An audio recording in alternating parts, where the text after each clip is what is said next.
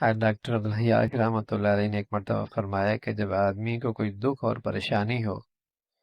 یا کوئی بیماری ہو یا کوئی ضرورت اور حاجت ہو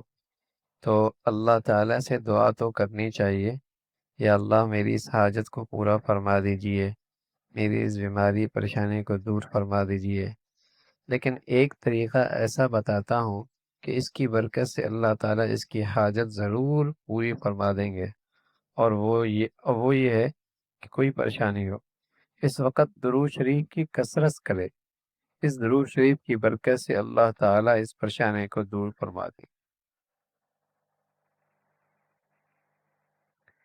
یعنی پریشانی دور کرنے کا وظیفہ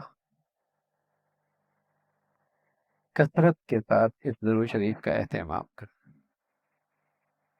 دعا بھی کرے لیکن درود شریف کی کثرت کرے۔ اور یہ حقیقت بھی ہے کہ ہماری دعا کی قبولیت میں ایک دو بات تو ہو سکتی ہے کہ پتہ نہیں قبول ہوئی یا نہ ہوئی، یہ خیال تو ہو سکتا ہے، لیکن جو دعا اللہ کے نبی کے حق میں ہوئی اس کے قبولیت میں تو کوئی شک ہی نہیں، اور جب وہ قبول ہو گئی تو اللہ کے نبی نے بشارت دی ہے کہ کم از کم ایک پر 10 رحمتیں اسے ضرور ملیں گی،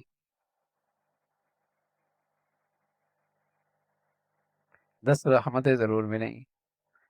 اور جب مسلسل یہ کرتا رہے گا تو کتنی رحمتوں کا نزول ہوگا۔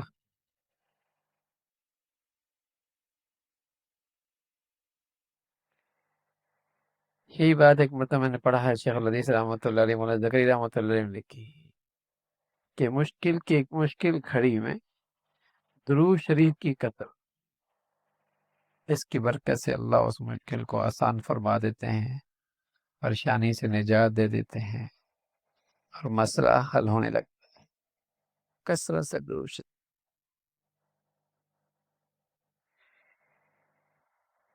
ایک صحابی نے عرض کیا، یا رسول اللہ کہ میں دعا کرتا ہوں اور دعا کے کچھ حصے میں اپنی ضروریات اور کچھ درود شریف کا بہت اچھا، تو میں درود شریف کتنا کروں اپنی دعا میں؟ آپ نے فرمایا اور زیادہ درود شریف میں اپنی دعا میں اور درود شریف زیادہ کر دو، فرمایا اتنا فیصد کرتے گئے تو آخر نے فرمایا کہ ساری دعا میں درود شریف پڑھ لوں، فرمائی تو اللہ کو بہت زیادہ پسند ہے،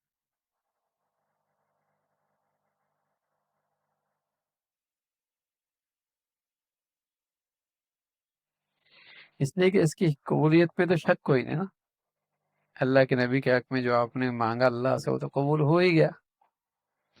لیکن مانگنے والے کا کام ہو گیا، اللہ نے اپنے حبیب کو تو دینا ہی دینا ہے، لیکن جس نے مانگا اس کی بات بن گئی، اس کا کام ہو گیا۔